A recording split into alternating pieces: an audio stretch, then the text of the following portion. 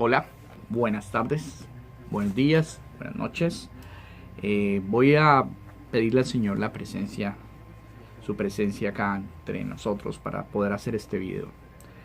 Te pedimos, Señor, que bendigas a las personas que ven este video. Te pedimos, Señor, te pido que me bendigas. Bendice sus corazones, mi corazón.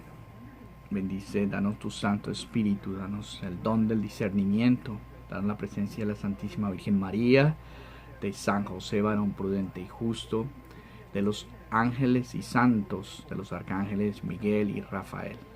Amén. Bueno, voy a compartir del Nuevo Testamento de Juan, qué está sucediendo acá en este momento para entrar en escena en lo que quiero compartir.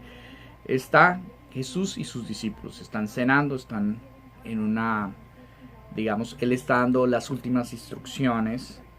Ya pasado lo de Judas ya se fue a hacer lo que tenía que hacer.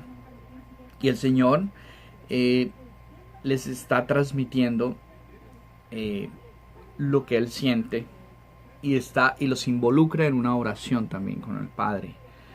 Entonces, acá dice, en Juan 16 dice, mucho tengo todavía que deciros, pero ahora no podéis con ello. Cuando venga Él, el Espíritu de la verdad, os guiará hasta la verdad completa, pues no hablará por su cuenta, sino que hablará lo que oiga, y os anunciará lo que ha de venir. Él me dará gloria, porque recibirá de lo mío y os lo anunciará a vosotros. Todo lo que tiene el Padre es mío, por eso he dicho, recibirá de lo mío y os lo anunciará a vosotros. Bueno, más adelante en el versículo 17 del mismo Juan, dice, has manifestado tu nombre a los hombres que tú me has dado, tomándolos del mundo. Tuyos eran y tú me los has dado. Han guardado su palabra, tu palabra. Ahora ya saben que todo lo que me has dado viene de ti, porque las palabras que tú me diste se las he dado a ellos y ellos las han aceptado y han reconocido verdaderamente que vengo de ti y han creído que tú me has enviado. Por eso os ruego, no ruego por el mundo, sino por los que tú me has dado, porque son tuyos, y todo lo mío es tuyo y todo lo tuyo es mío. Y yo he dicho lo glorificado, y yo he sido glorificado en ellos. Yo ya no estoy en el mundo, pero ellos sí están en el mundo. Y yo me voy a ti, Padre Santo, cuida en tu nombre a los que me has dado, para que sean uno como nosotros. Cuando estaba yo con ellos, yo cuidaba en tu nombre a los que me habías dado. He velado por ellos y ninguno se ha perdido, salvo el hijo de la perdición, para que se cumpliera lo de la escritura. Pero ahora voy a ti y digo estas cosas en el mundo para que tengan en sí mismos mi alegría colmada. Yo les he dado tu palabra y el mundo los ha odiado, porque no son del mundo, como yo no soy del mundo. No te pido que los retires del mundo, sino que los guardes del maligno. Ellos no son del mundo, como yo no soy del mundo. Santifícalos en la verdad. Tu palabra es verdad. Como tú me has enviado al mundo, yo también los envío al mundo, y por ellos me santifico a mí mismo, para que ellos también sean santificados en la verdad. No ruego solo por estos, sino también por aquellos que por medio de su palabra creerán en mí, para que todos sean uno, como tú, Padre, en mí y yo en ti. Ellos también sean uno entre nosotros, para que el mundo crea que tú me has enviado. Yo les he dado la gloria que tú me diste, para que sean uno como nosotros somos uno, yo en ellos y tú en mí, para que sean perfectamente uno, y el mundo conozca que tú me has enviado y que los has amado a ellos como me has amado a mí. Bueno, entonces acá pues es clara la oración del Señor Jesús cuando les dice a sus apóstoles, cuando está los involucra en la oración y le empieza a pedir al Padre, les empieza a pedir, Padre, ellos van a estar solos, yo me voy, pero va a dejar el Espíritu Santo, el Espíritu del Señor, para que los instruya, y los manda para que manda al Espíritu para que ellos tengan la verdad, para que ellos caminen en la verdad. Los manda a predicar. También les dice que no van a ser del mundo, pero van a estar dentro del mundo, para que el Señor se glorifique. Y como son uno en la medida que se amen. Y esa unidad va a demostrar que Jesús está con ellos. Entonces es importante, y hago esto a manera de introducción, porque siempre tenemos digamos, el dilema de las diferentes doctrinas, de las diferentes verdades, y como lo he compartido trayendo a Benedicto XVI cuando él nos habla del relativismo. Yo he insistido mucho en eso porque me ha llegado mucho al corazón, y he reflexionado mucho de cómo nosotros hoy en día tenemos tantas tendencias, tantas ideologías, o sea, tantas ideas acerca de Jesús, tantas conspiraciones, tantas religiones, tantas personas que dicen el camino es por acá, el camino es por acá, no cojan por allá, por acá sí.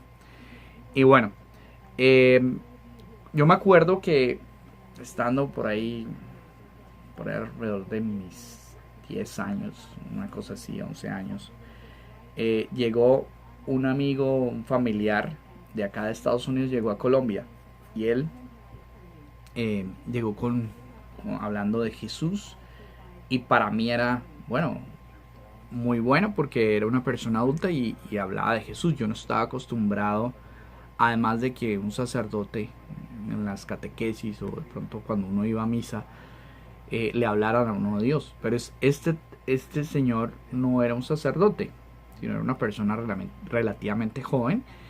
Y bueno, empezó a hablarnos. Tenía una Biblia como diferente a las que yo había visto. Cantaba, hacía canciones, las impresiones eran diferentes, las imágenes eran diferentes. Él hablaba como con cierta alegría.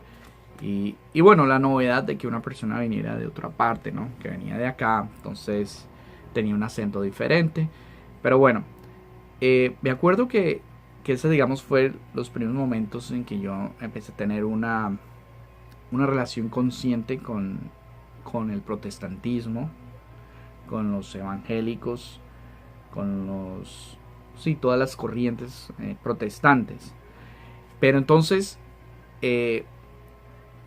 a mí me llamó la atención precisamente porque lo hacía de forma diferente a lo que yo estaba familiarizado. Entonces esto lo digo porque en nuestro tiempo, hoy en día, las personas, como hay cierta pereza en el ambiente, por ejemplo, a leer, ¿sí? Cuando yo leo, las personas a veces piensan que yo conozco mucho de la Biblia, y conozco eso porque leo acá de la Biblia, o porque coloco un artículo en Facebook o en algún sitio. Y yo, la verdad, yo no soy teólogo y no me siento un erudito, una persona que sabe mucho. Pero sí siento, y lo he sentido de hace mucho tiempo en mi vida, cuando era adolescente, como la curiosidad a las cosas del Señor. Pero en ese momento de adolescencia, pues, digamos, tú empiezas a oír otras cosas para hacer, ¿no? Salir, conocer mujeres, o conocer hombres, en el caso de las mujeres, qué hacen los grupos. Entonces se reúnen para qué, nos reunimos para tomar, nos reunimos para ir a cine, nos reunimos para ir a un parque, nos reunimos para muchas cosas. Y entonces uno se distrae, digamos, de la fe. Y no fue con el tiempo en que yo conocí al Señor a través de personas que el Señor me envió. Un momento difícil que me encontraba en mi vida, y encontré personas que no eran sacerdotes y que me invitaban a conocer más acerca, sobre todo de la Virgen, de la iglesia. Al principio yo era un poco renuente, o sea, como pereza, pero empezaron a llegar jóvenes y como que, y niñas, o sea, mujeres, y bueno, con mi hermano íbamos y empezamos a conocer muchas personas y, y pues fue interesante como esta persona que era un laico, perdón, un evangélico, un protestante que venía de acá de Estados Unidos, era latino, pero iba a Colombia y que empieza a hablar como un nuevo, digamos, un nuevo look de lo que es el cristianismo. Pero después vienen en esas personas con una nueva forma de hablar acerca y de compartir acerca del Señor, acerca de la Virgen, acerca de las cosas que yo desconocía.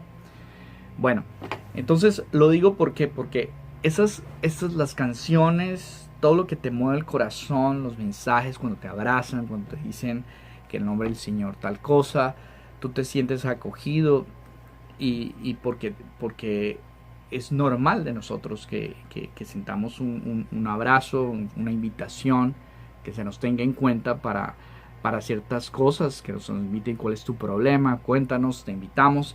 Eso hace parte del amor y hace parte de nuestra convivencia como seres humanos. Pero, ¿cuál es el problema que hay con esto? Que no todo el que diga Señor, Señor, entrará en el reino de los cielos, sino todo aquel que oye mi palabra y la cumple. Entonces, todos tenemos más o menos las mismas Biblias, hay unas interpretaciones, unas palabras que se han cambiado. Pero entonces, ¿qué grupo tiene la verdad de Jesús? ¿Qué grupo tiene como los apóstoles esa verdad que seducía a las personas, esa verdad que hacía que los apóstoles quisieran estar con el Señor? ¿Quiénes eran los herederos del Espíritu Santo? ¿Quiénes iban a recibir el Espíritu Santo? Ahí es donde tú te empiezas a cuestionar dónde está la fuente. Te lo digo porque cuando tú empiezas a conocer acerca del Señor, tú empiezas a tener una fascinación por Dios. No todo el mundo le sucede lo mismo. Todo el mundo tiene experiencias diferentes. Pero yo lo relaciono y es una relación como de pareja. Cuando tú conoces una mujer o las mujeres conocen un hombre, entonces se empiezan a conocer y empiezan a hablar y empiezan a reírse, y empiezan a salir y empieza todo esto. Porque tú quieres conocer a esa mujer que es diferente a ti. Tú quieres conocer lo que tiene esa persona dentro. Y tú también quieres compartir lo que hay en ti. Entonces empieza un diálogo y una comunicación. Y tú vas viendo y esa persona va viendo si pueden tener una relación, si sirve o no. Pero si a ti te gusta esa mujer o te gusta ese hombre, empiezan a verse más frecuente y quieren verse más y ya no tienes tiempo, entonces ya quieres, si estudias mucho, entonces ya no estudias tanto, si hablas mucho con un grupo de amigos, te alejas un poco del grupo de amigos para estar juntos, para irse conociendo. Entonces, así mismo con el Señor hay que conocerlo. Si yo digo que amo a Dios, que tengo una curiosidad y un amor por conocerlo a Él, yo tengo que irlo a conocer en sus fuentes, en la Biblia. Yo quiero conocer en su iglesia, yo quiero conocer más en su música, yo quiero conocer más, hablar con más personas que me hablen, que me comuniquen acerca de Dios, de ese Dios que busca mi alma. Nosotros estamos como tenemos como un chip en nosotros para buscar al Señor. Nuestro corazón siempre anhela buscar al Señor. Aunque tratemos de acallar esa voz, aunque estemos desilusionados por cosas en el mundo, siempre hay en nosotros momentos en donde queremos decirle a Dios ¿qué hay detrás de todo? ¿Qué hay detrás de mi vida? ¿Qué hay detrás de todo el mundo? ¿Quién me creó? ¿A dónde voy? Pero bueno, más allá de esas preguntas es sentir el amor, es sentir el amor de Dios. Entonces, no sé por qué hay mucha pereza en conocerlo de Dios, en sentarse uno a leer la escritura, a ver qué significa esto, cómo el Señor se nos ha revelado, o leer artículos de internet acerca de Dios, o hablar con personas acerca de Dios. Muchas veces no hay tiempo, muchas veces no le sacamos tiempo, muchas veces sentimos que eso sobra y realmente hay que perderle tiempo a Dios. O sea, la única forma de conocer a aquella persona a la que amas es perder tiempo con esa persona. Si tú amas a Jesús, tienes que perderle tiempo a Jesús, tienes que orar, tienes que hacer todo ese tipo de cosas. Entonces, para no perderme, a veces suelo empezar a hablar de todo un poco, pero no voy al punto. Para no irme del punto, lo que quiero compartir con ustedes es que sobre el protestantismo, voy a leer un poco dentro de un artículo que encontré de Apologética 21, creo que se llama. Voy a leer un poco del escenario, por qué Lutero quiso cambiar y por qué dividió la iglesia y hizo como una recapitulación de la iglesia. ¿Por qué y cómo más o menos se dio? Porque no voy a ir, digamos, al punto, a todo el punto, porque el tema es algo muy largo. Pero lo que voy a leer es porque definitivamente las personas que creen en Cristo normalmente o son católicas o se hacen protestantes.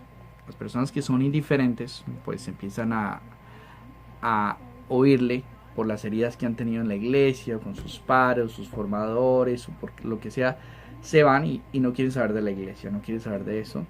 Pero hay muchos que se quedan y muchos son seducidos por el protestantismo, por esas nuevas doctrinas que empezaron desde el siglo XV. Entonces voy a leer el inicio de como un poco el contexto, lo que estaba pasando en ese tiempo cuando estaba Martín Lutero.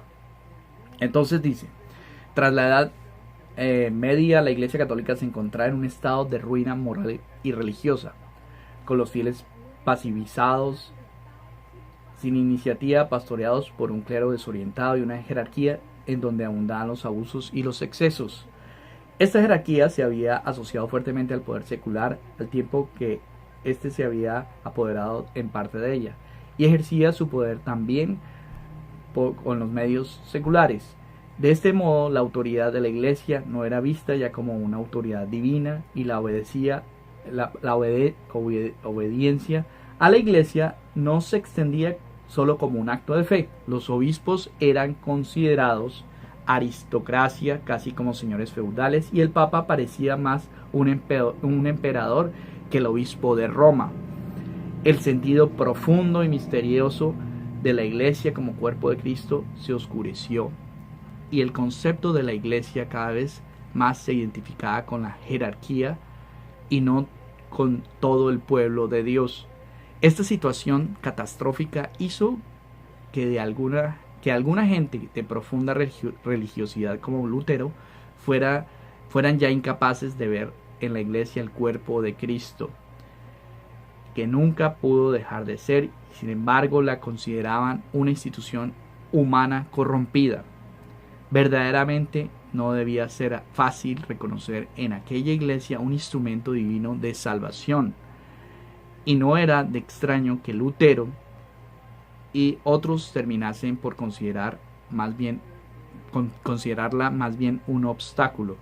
Lo que la iglesia necesitaba era una profunda restauración, una reforma como la que en tiempos hicieron San Francisco, San Benito ante una situación similar. Pero Lutero, si en un primer momento tal vez tuvo una intención de reformar las cosas, rápidamente decidió que el camino más eficaz era el de enfrentarse a la iglesia y destruirla desde afuera. No asistimos en realidad a ninguna reforma, sino a una ruptura de toda regla.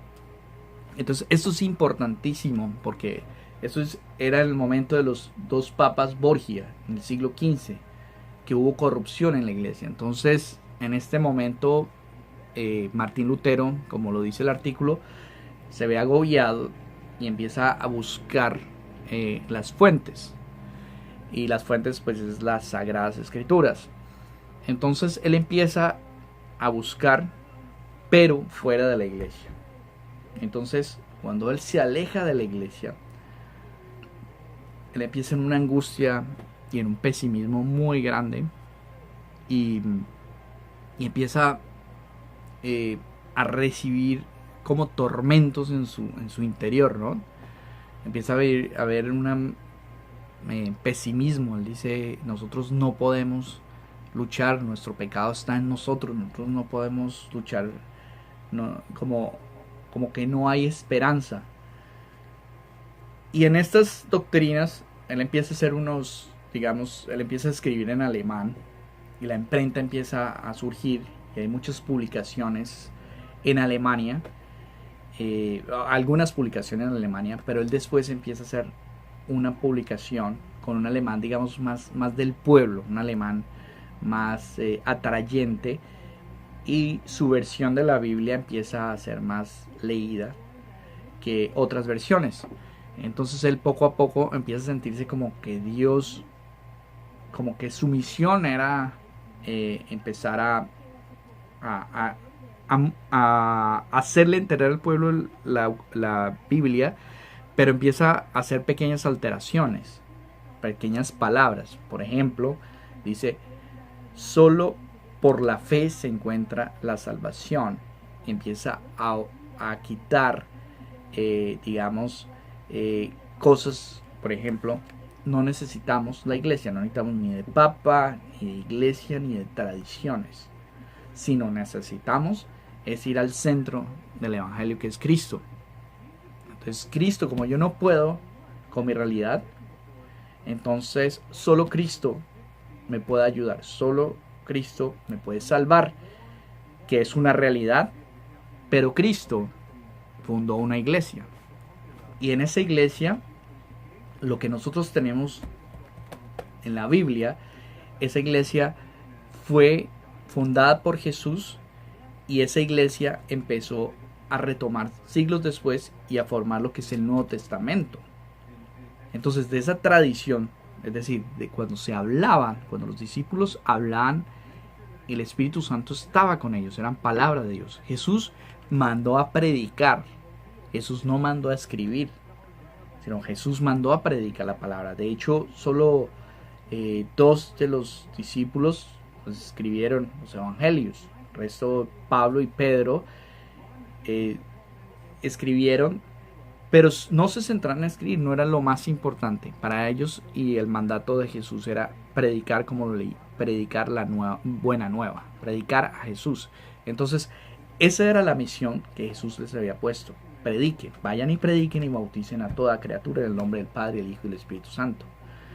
Entonces, tiempo después, con tanta confusión, tiempo después, en tiempo de Nicea, tiempo de siglo IV, empiezan a reunirse por Constantino, empiezan cómo le empezamos a dar forma a este cristianismo, y se empiezan a elegir estos libros. La iglesia empieza a escoger los libros del Nuevo Testamento, y ahí podemos decir que empieza, digamos, las escrituras. Pero de esos 4 siglos hacia atrás, lo que se tenían eran los discípulos y los discípulos de los discípulos, que compartían como comunidad cristiana que Jesús les había dicho, que Jesús había venido a hacer acá en la tierra. Entonces, de la iglesia, de esa tradición oral, es decir, cuando hablo de tradición, es que se pasa de generación en generación, o sea, de Jesús, los discípulos de los discípulos, los primeros padres de la iglesia, hasta que llegan y eligen el canon, lo que llamamos canon, es decir, las escrituras del Nuevo Testamento. Entonces, resulta que la iglesia tiene ese canon, y 15 siglos después, con Lutero, entonces él empieza a hacer ciertas variaciones, y él empieza a colocar ciertas palabras, por ejemplo, solo la escritura. Entonces, como hay pesimismo, su espíritu estaba muy pesimista, entonces decía, solo por la fe. Entonces yo no necesito hacer obras, no importa, porque si yo tengo fe, es lo que importa. Si yo tengo fe en Jesús, Dios me va a rescatar. Él murió, se crucificó y todo ese sacrificio lo hizo de una para mi salvación, de una vez. Entonces yo no necesito hacer nada sino creer en Cristo. Es por eso cuando uno habla con los protestantes dice, aceptas a Cristo con todo tu corazón y te leen te dicen que leas una parte de la Biblia. Pero en otra parte de la Biblia dice, no basta con decir Señor, Señor, sino cumplir la voluntad del Señor. Y la voluntad está expresada en la Biblia. Y la voluntad es amar al prójimo, amar a Dios. ¿Y cómo se ama al prójimo y a Dios? Pues con las obras. Entonces, la iglesia siempre tuvo en cuenta obras y fe. Obras y fe. Y el protestantismo se abrió más solamente a justificar todo por la fe. Y hubo otras doctrinas todavía más malsanas, que fueron, por ejemplo, la de Calvino. Calvino era otro reformista, o sea, otra persona que estaba reformando, digamos, la iglesia. Entonces, antes de que se me olvide, que esto es algo muy importante que me acordé ahora, es que cuando oímos de la reforma nos suena muy bueno la reforma. La reforma de una iglesia corrupta, de una iglesia corrompida en ese tiempo. No estoy diciendo que toda la iglesia, pero digamos los papas, Borgia, en tiempo eran los que estaban arriba y estaban en esa vida de pecado, pues había un pesimismo. Entonces ahí empieza esa palabrita reforma, empieza a ser muy como la de hoy en día, como cuando nosotros dicen new fashion, new look, nuevas formas. Entonces suena muy atrayente la palabra reforma en ese tiempo. Entonces reforma, o sea que algo que estaba mal se reformó y mejoró. Y después la iglesia hace otro movimiento que se llama la contrarreforma. Entonces no sonaba tan atrayente. Entonces por eso cuando oyen ese nuevo luz, esas nuevas cosas y ven una España con Carlos V, ven una España, digamos, más anticuada, una iglesia, digamos, jerárquica, entonces, digamos que él es el revolucionario. Por eso hay que tener mucha atención, porque, digamos, si nosotros vamos atrás, el revolucionario es el demonio, el que dice que hay que hacer que hay que desobedecer a Dios es el demonio. Él pone en Eva y pone en Adán eso, el rebelarse, no ser obediente a lo que está establecido. Entonces por eso es lo peligroso de la rebelión, ¿no? Está muy de moda la revolución, o digamos tiempo atrás esa palabra revolución. Entonces la gente se aboca a nuevas formas, a reformar, porque ahora hay que arreglar todo lo que está mal, que antes está mal. Y entonces llegan los presidentes y guácate, cortan y de pronto hacen nuevas cosas, y de pronto el otro presidente y bueno, alcaldes hacen lo mismo, y empiezan a hacer esas revoluciones que cada vez, y vemos en el escenario mundial, cada vez el mundo está más revuelto. Entonces la revolución y la desobediencia a Dios y la iglesia no es garantía de felicidad para el hombre. Entonces cuando hay esta revolución, esta reforma, se cambian todos estos conceptos de la iglesia y se quieren modernizar a ese tiempo. Entonces todo el mundo empieza a reaccionar. Entonces claro, muchas personas de Europa que no querían una España anquilosada, no querían una iglesia que tenía estos problemas, pues ven como una nueva respiración y entonces una nueva forma de ver. Entonces se ve atrayente. Entonces mucha gente se pasa en la Europa, abandona al catolicismo, no toda Europa, pero casi la mitad abandona el catolicismo y se va a las nuevas ideas. Y entonces después empieza más divisiones. Calvino, o sea, los calvinistas, es algo mucho más, digamos, no sé, no puedo decir qué es más o menos, pero Calvino es la doctrina de él de la predestinación. O sea, que unas personas son predestinadas a ser salvadas por Dios, y otras no. Entonces, sobre esas bases también se hacen los pueblos, ¿no? Se fundan los pueblos. Y por ejemplo, en el caso de Estados Unidos, se ha fundado Estados Unidos con base, tienen una influencia muy grande. A ver, el éxito, la prosperidad, desde ya estamos viendo si estamos yendo hacia el fracaso. Entonces, si somos losers, si no somos ricos, no somos prósperos, como que ya se está viendo como unas semillas de fracaso, como una condenación, como que ellos están predestinados, los pobres están predestinados al fracaso y los ricos estamos predestinados al éxito. Y entonces empieza a ver esa combinación de la doctrina de Dios con la doctrina de acá. Y vemos que los apóstoles no son precisamente los más exitosos ni los más, digamos, revolucionarios en cuanto a, bueno, revolución sí en cuanto a la cultura, pero no los más, los exitosos, las personas de éxito y las personas ricas y prósperas, sino que al contrario, los apóstoles mueren, todos mueren cruelmente, crucificados como Jesús, por seguir a Jesús, y no convienes.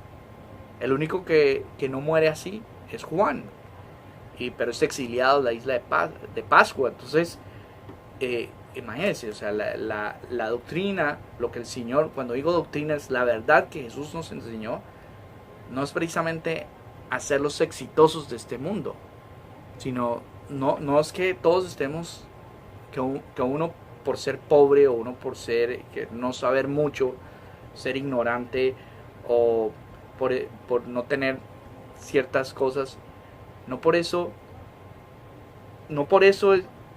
digamos, porque no se tengan esas cosas, no vas a acertar en lo de Dios. Hay muchas personas que son, que han sido pobres y han sido personas fieles y han revolucionado la iglesia y le han contribuido a la iglesia, como ha habido gente que tiene dinero y le ha ayudado a la iglesia, ¿sí?, en sus medios para poder movilizarse y para poder llegar dinero a los pobres. O sea, no se puede decir que los pobres se salvaron y los ricos se condenaron, o lo contrario, no. Pero sí es verdad, y el Señor lo advierte en la Biblia, que si tú buscas primero los bienes, si tú buscas primero tu satisfacción, tu riqueza antes que lo de Dios, pues estás viviendo para este mundo, no estás viviendo para el mundo que el Señor nos lleva, que es a la vida eterna. Pero bueno, quiero leer antes de finalizar, es en Timoteo, en donde dice: te conjuro en presencia de Dios y de Cristo Jesús, que ha de venir a juzgar a vivos y a muertos, por su manifestación, por su reino. Proclama la palabra, insiste a tiempo, exhorta con toda paciencia y doctrina, porque vendrá un tiempo en que los hombres no soportarán la doctrina sana, sino que arrastrados por sus propias pasiones, se harán con un montón de maestros por el purito de oír novedades. Apartarán sus oídos de la verdad y se volverán a las fábulas. Tú, en cambio, pórtate en todo con prudencia. Soporta los sufrimientos, realiza la función de evangelizador, desempeña a la perfección tu ministerio. Entonces, acá vemos lo importante y de la profecía, como el Señor en las mismas advertencias, cuando le hablaba a los discípulos que no iban a ser del mundo, pero iban a pertenecer al mundo, que iban a ser expulsados de las sinagogas, que iban a ser atacados y perseguidos, vemos cómo nosotros los cristianos estamos atacados por todo lado. Estamos atacados ideológicamente, estamos atacados físicamente, estamos atacados culturalmente, estamos atacados en la educación, estamos atacados en las creencias, estamos atacados de muchas diversas formas. Si bien es cierto, la iglesia tenía el poder en Europa en ese tiempo y hubo errores grandes como la Inquisición, aunque nos han aumentado lo que fue la Inquisición, fue un tiempo de la iglesia, un tiempo relativamente corto.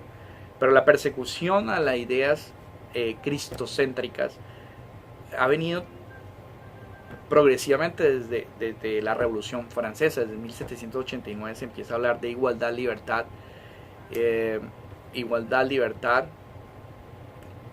prosperidad, creo que es. Bueno, no me acuerdo exactamente las tres, pero el concepto de libertad es el concepto que hoy nos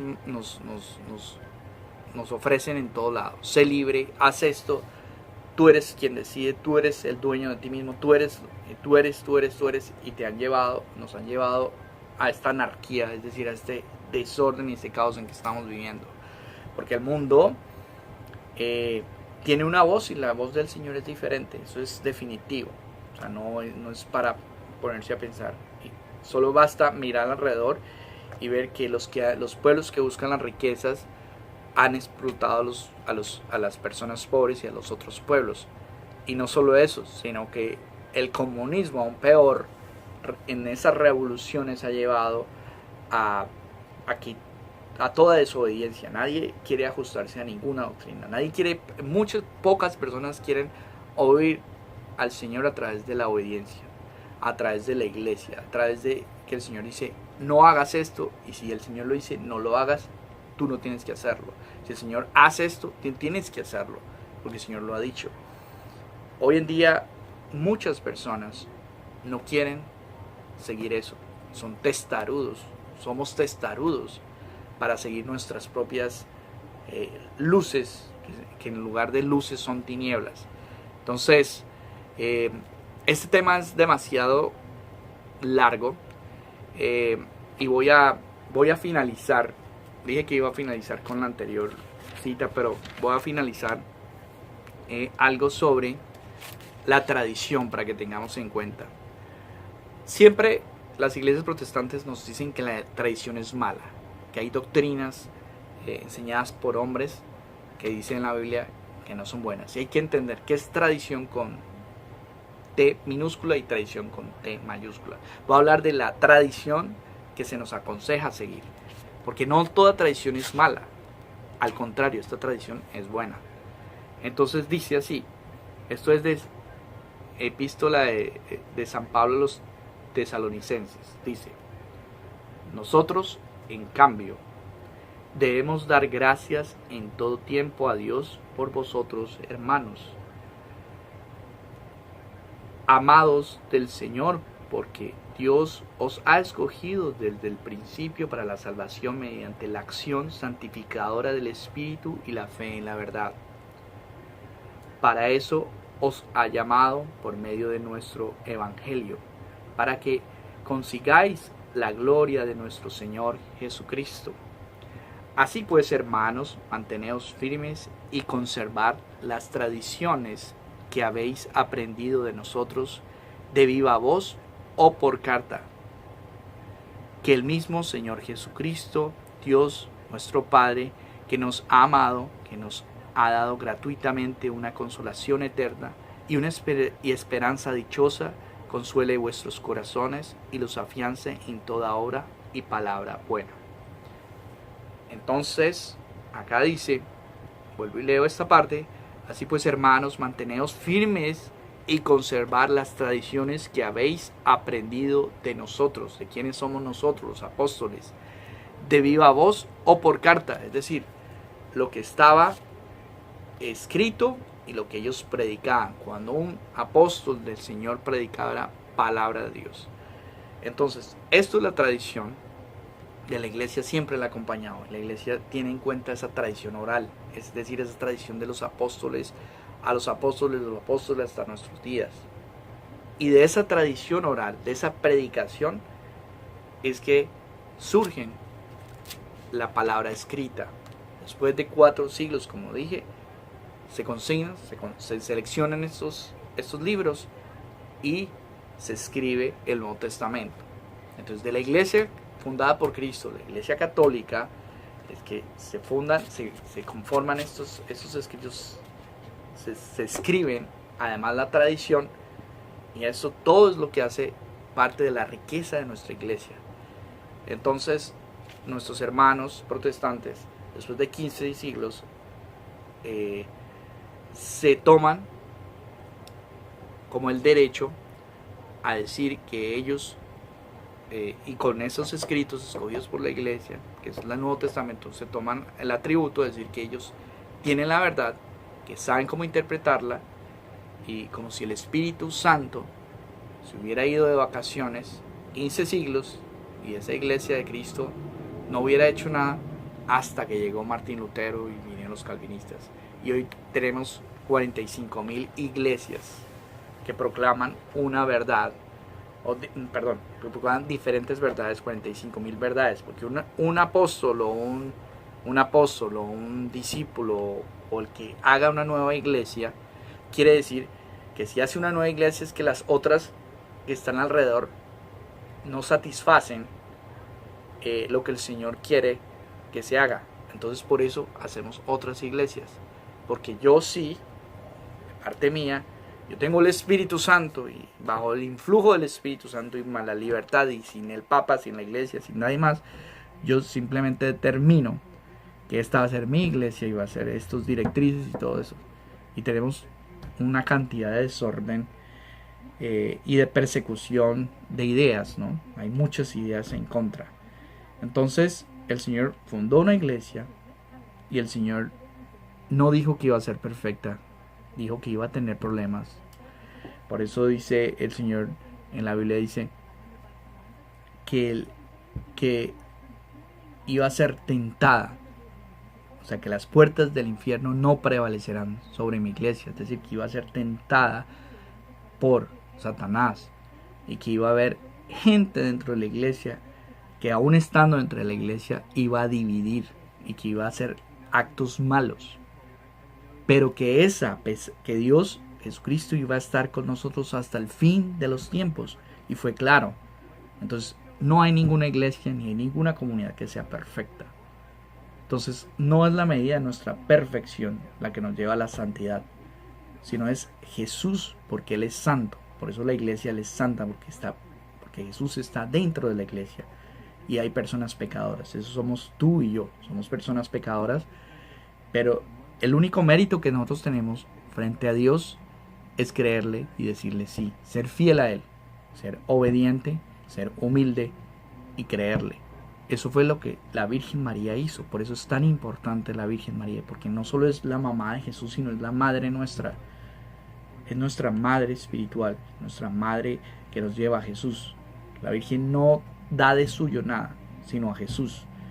Entonces, siempre viene el tema de María, o siempre traigo el tema de María, porque cada vez la figura de la Virgen emerge en contra de un mundo que se le ha dado la espalda a Dios. Y la Virgen María, la figura de la Virgen María y sus enseñanzas, sin haber hablado tanto, vienen y el Señor nos recuerda: síganla a ella, síganla a ella, sigan en su humildad, sigan en su obediencia y sean fieles a Dios. Eso es lo que el Señor nos ha mandado en la Biblia, a ser fieles a Él. La Virgen María, eso es lo que hizo.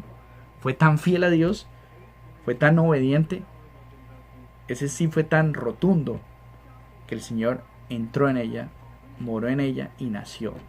Entonces, ese es lo que quería compartir con ustedes. Es un tema demasiado largo. Después compartiré otro tema, o este tema, pero con otras, digámoslo así, con otro enfoque. Bueno, espero que sirva de algo esto. Dios los bendiga, que tengan buena tarde, buen día, buena noche. Sobre todo que le creamos a Dios, que seamos obedientes, seamos humildes frente a lo que el Señor nos ha enseñado en la sana doctrina a través de la iglesia. Bueno, chao, que estén bien.